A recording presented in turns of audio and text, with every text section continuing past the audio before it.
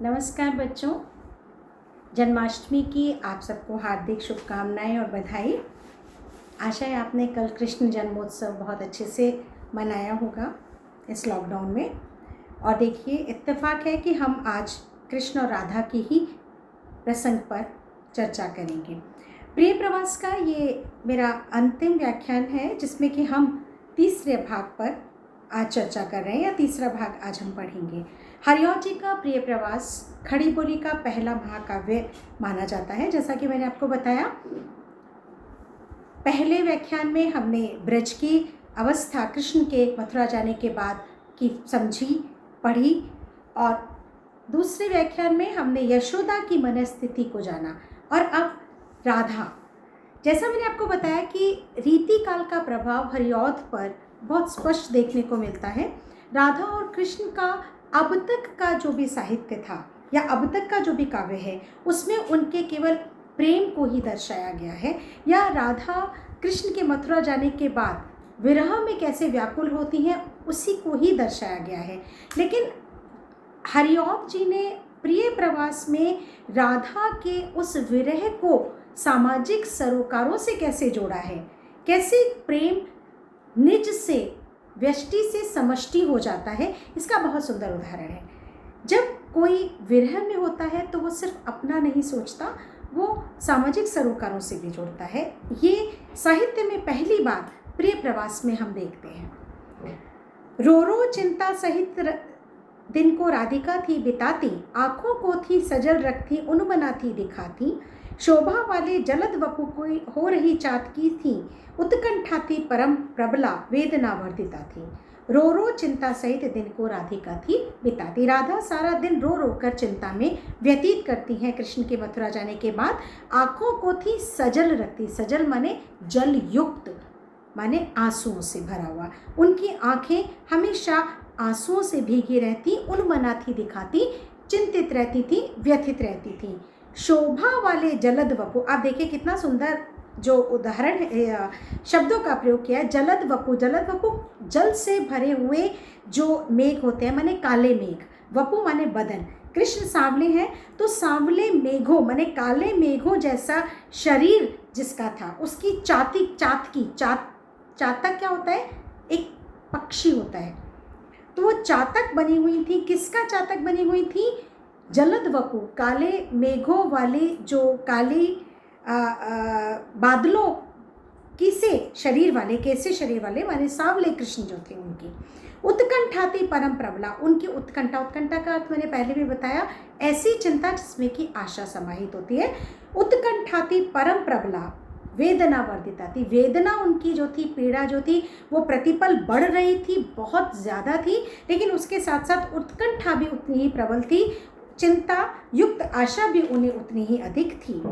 बैठी खिन्ना यक दिवस वे गेह में थी अकेली, आके आंसू दृग युगल में थे धरा को भिगोते, आई धीरे इस सदन में पुष्प सदगंधा को ले, प्रातः वाली सुपवन इसी कालवाता यनु से। यहाँ से आप इसे थोड़ा अलग देखेंगे रीति काल के काव्य से। बैठी खिन्ना, खिन्ना माने बेचैन, किसी खिन्न होकर, माने किसी कोई कुछ भी उनको अच्छा नहीं लग रहा था, ऐसी मन स्थिति में। यक दिवस माने एक दिन, घर में, गेह में वो अकेली खिन्न होकर बैठी हुई थी। दृग युगल, दृग माने आँखें, युगल माने दोनों, दोनों आँखों में जो आंसू थे वो निरंतर उनकी आँखों से बह रहे थे और धरती को भिगो रहे थे। धारा को माने लंबे लंबे आंसू उनके शरीर से निकलकर और धरती को भिगो रहे थे। आई धीरे इस सदन में पुष्प सदगंध को ले। इसी समय क्या होता है कि सुबह सुबह, जो सुबह की हवा हमेशा कैसी होती है? मधुर होती है, उसे हम बयार कहते हैं। सुपवन, अच्छी पवन, सुंदर, सुशील, शीतल जो वायु थी, जो हवा थी, वो पुष्पों की सुगंध से भरकर उनके उस कक्ष में खिड़की के माध्यम से प्रवेश करती है। उनके उस कक्ष में जिसमें राधा आंखों में पानी लिए या धरती को भिगोती रोती हुई खिन्न मन बैठी हुई थी, वहाँ पर पुष्पों की गंध से भरी हुई शीतल वायु खिड़की से प्रवेश करती है।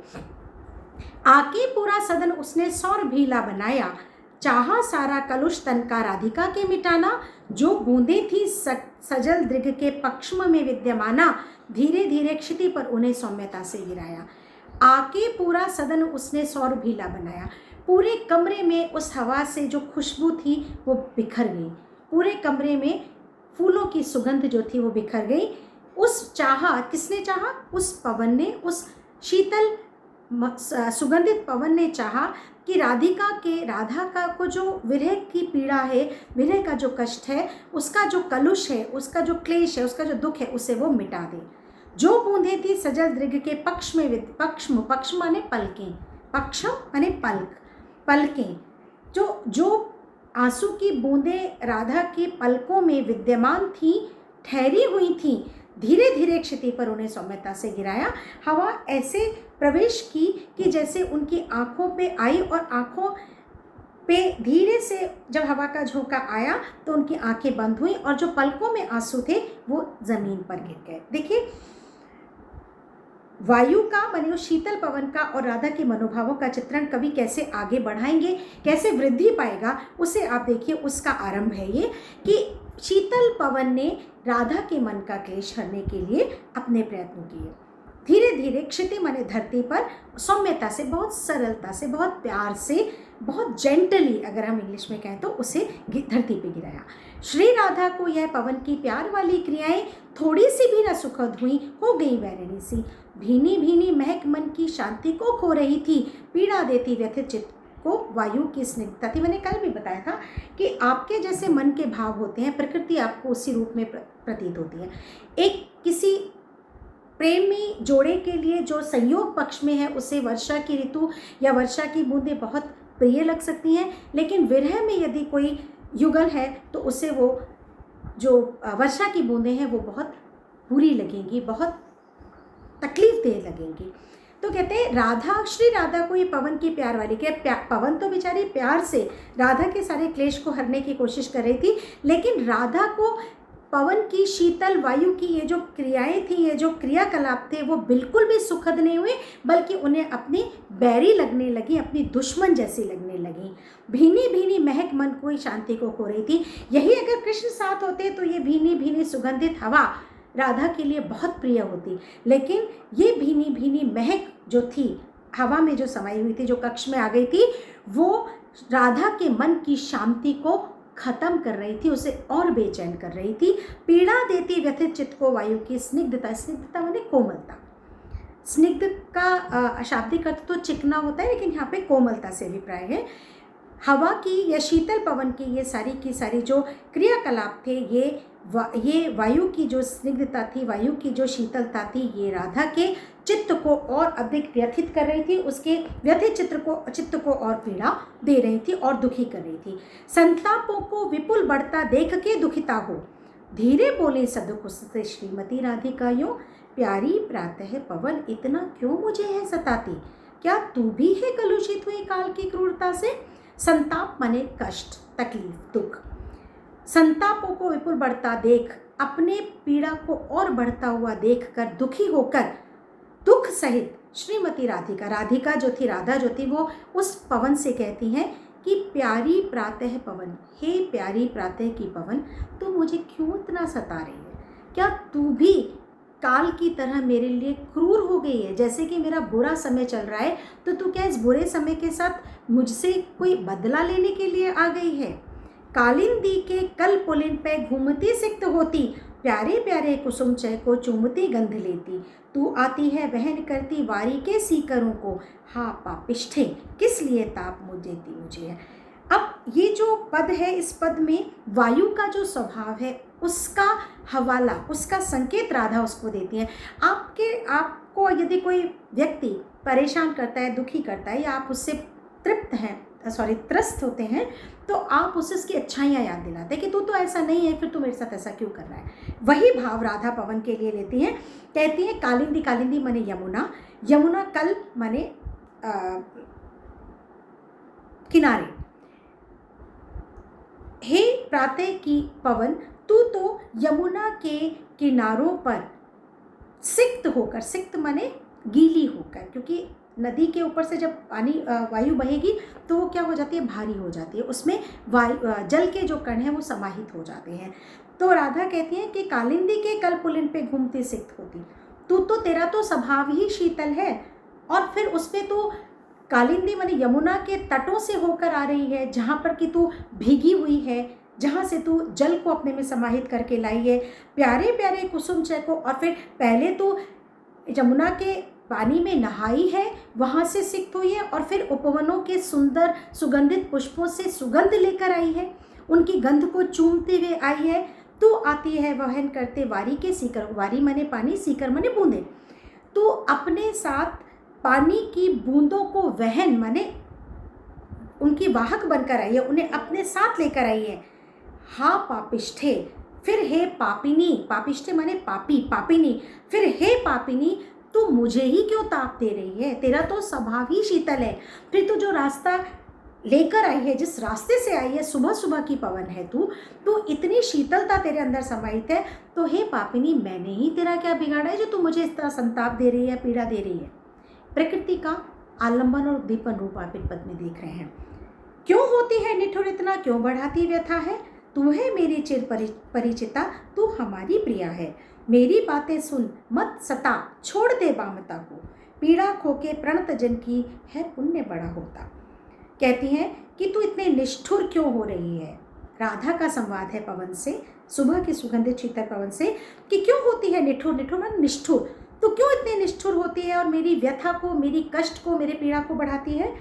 तू तो चिर परिचित है, हमारा तो रोज ही मिलन होता है, जब हम कृष्ण जब मेरे साथ थे तब भी तू आती थी, तब से तू मेरी परिचित है, और हमारी मैंने मेरी और कृष्ण की तो तू बहुत प्रिय है, हमें तेरा संग तेरा साथ बहुत प्रिय था, तो तू वो दिन भूल गई जो आज मुझे अकेला देखकर सताने आई है। मेरी बातें सुन, सुन तो मेरी बात सुन, मत सता, मुझे मत सता, मैं विरह में हूँ, अकेली हूँ, प्रिय के वियोग में हूँ, छोड़ दे बामता को। बामता माने टेढ़ा चलना, वाम अंग आना माने टेढ़ा चलना, ये जो बामता तू कर रही है, जो मुझसे जो टेढ़ा टेढ़ा व्यवहार कर रही है, इस टेढ़े व्यवहार को, इस बामता को, इस बैर को छोड़ दे।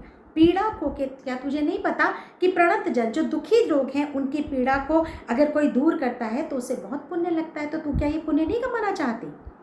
मेरे प्यारे नव जलद से कंज से नेत्र वाले, जाके आए न मधुबन से ओ न भेजा संदेशा, मैं रो रो के प्रिय विरह से बावली हो रही हूँ, जाके मेरी सब दुख कथा शाम को तू सुना दे। अब तू मेरी बात सुन, मैं जो कह रही हूँ वो तुझे करना है। ये बहुत ही महत्वपूर्ण पक्ष है प्रिय प्रवास का, जहाँ पर जैसा कि मैंने आपको आरंभ में बताया था कि सामाजिक सरोकार माने प्रेम जब बढ़ता है तो वो कैसे समष्टिगत हो जाता है, जन कल्याण की, लोक कल्याण की बात करता है।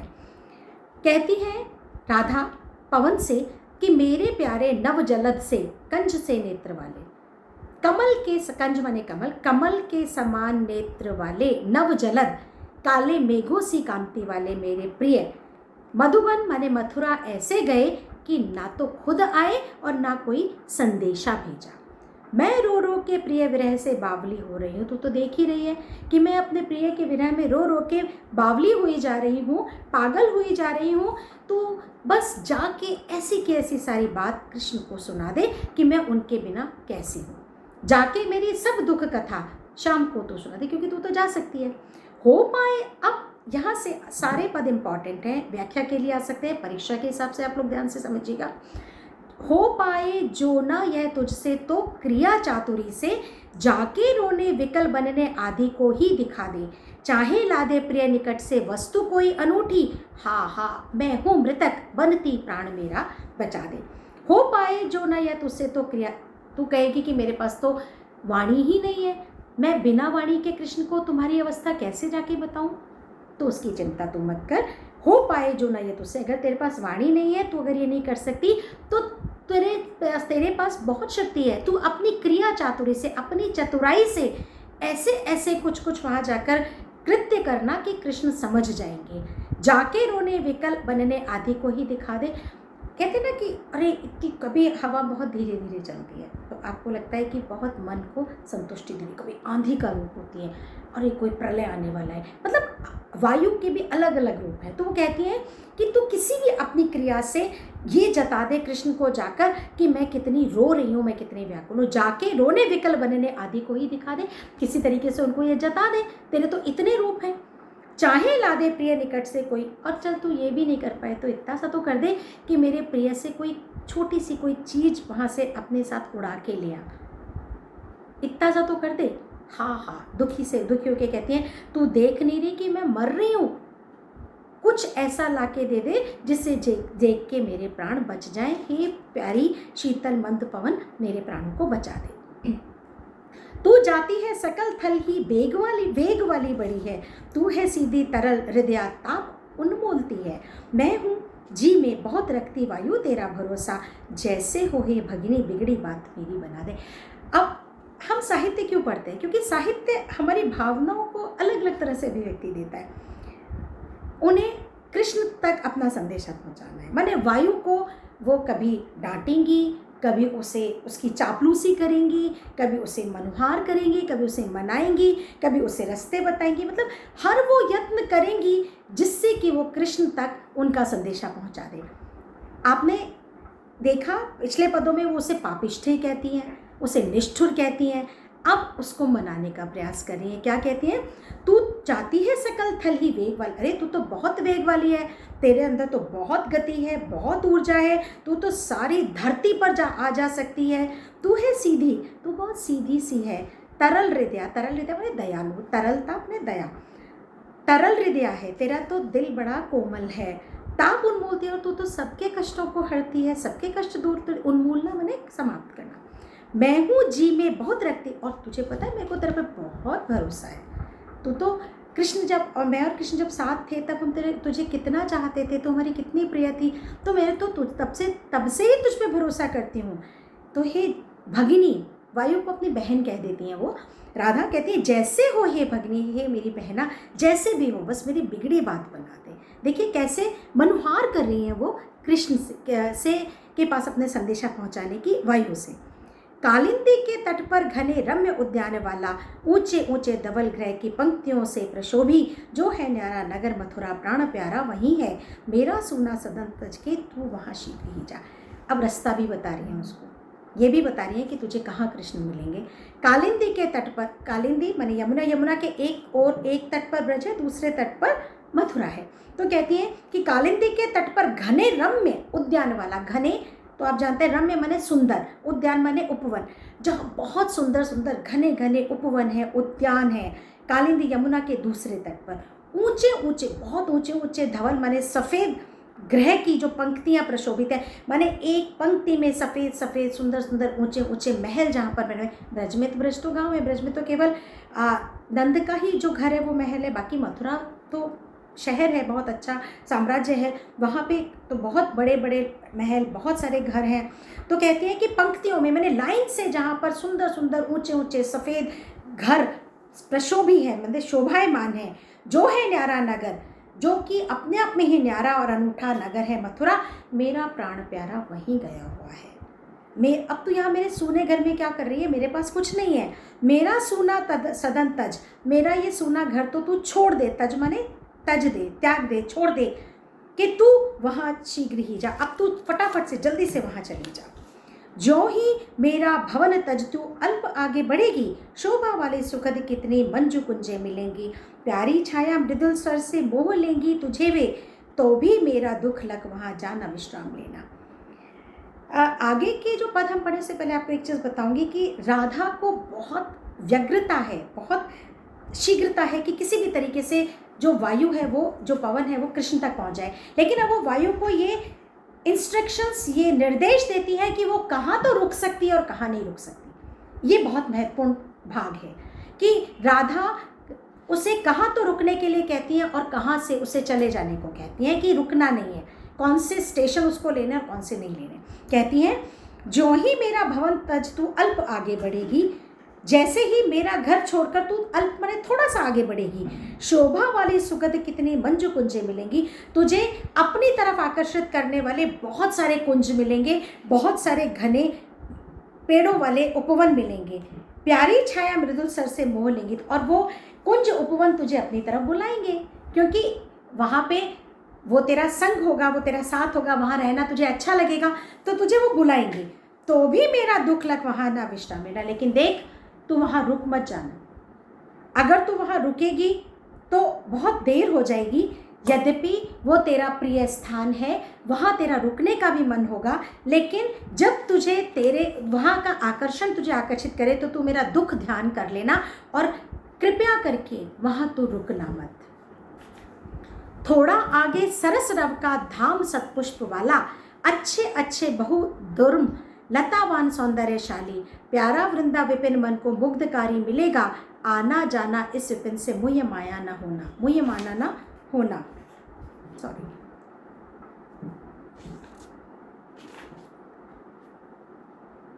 थोड़ा आगे सरस रव का धाम सतपुष्प वाला, थोड़ा और आगे चलेगी तो बहुत सुंदर सुंदर फूलों वाला बगीचा तुझे मिलेगा, और वहाँ पे बहुत सुंदर, बहुत सरस, बहुत ही कर्णप्रिय शोर, हवा का मंद मंद शोर, पक्षियों का, पौधों का तेरे को सुनाई देगा।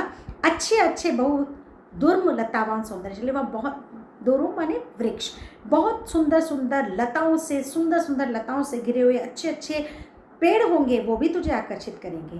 प्यारा वृंदा विपिन मन को मुग्धकारी मिलेगा, विपिन माने जंगल, वृंदावन का जंगल भी तुझे बीच में मिलेगा जो तेरे मन को मोहेगा, मुग्ध करेगा। आना जाना इस विपिन से मुह्य माया न होए, यद्यपि वो तेरे रास्ते में पड़ेगा, तू वहाँ से गुजरेगी तो तू जाते समय भी तुझे वो मिलेगा, और जब श्री कृष्ण का संदेशा लेकर आएगी तो आते समय भी मिलेगा। दोनों बार वो जंगल वृंदावन का विपिन तुझे रास्ते में मुग्धकारी माने मनोहर मिलेगा, लेकिन तू रुकना मत, उससे आकर्षित मत हो जाना, उसके प्रलोभन में मत आ जाना।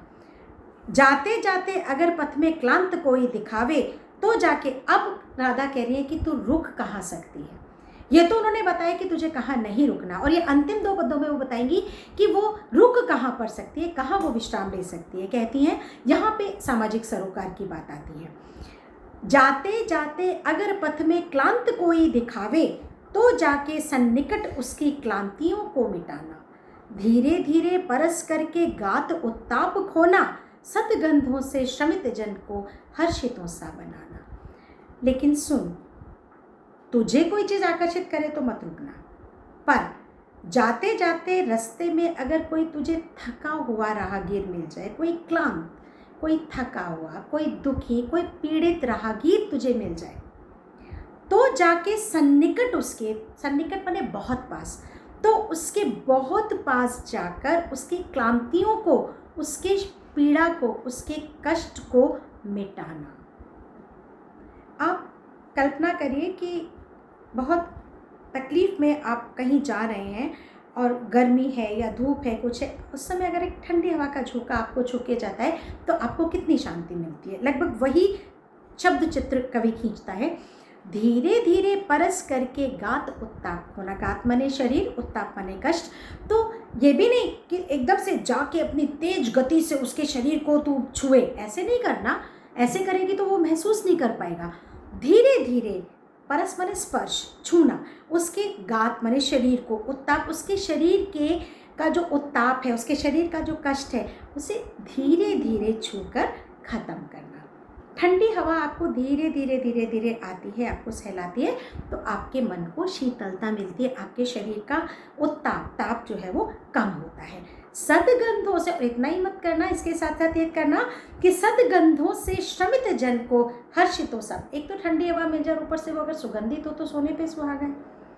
तो राधा कहती है कि उस क्लांत पथिक को तो ना केवल धीरे धीरे छूकर उसके कष्ट को दूर करना, बल्कि अपनी सदगंधों से, अपनी सुगंध से उस श्रमित जन, उस थके हुए जन को, प्राणी को हर्षितों सा बनाना, उल्लसित कर देना, खुश कर देना, हर्ष प्रदान करना।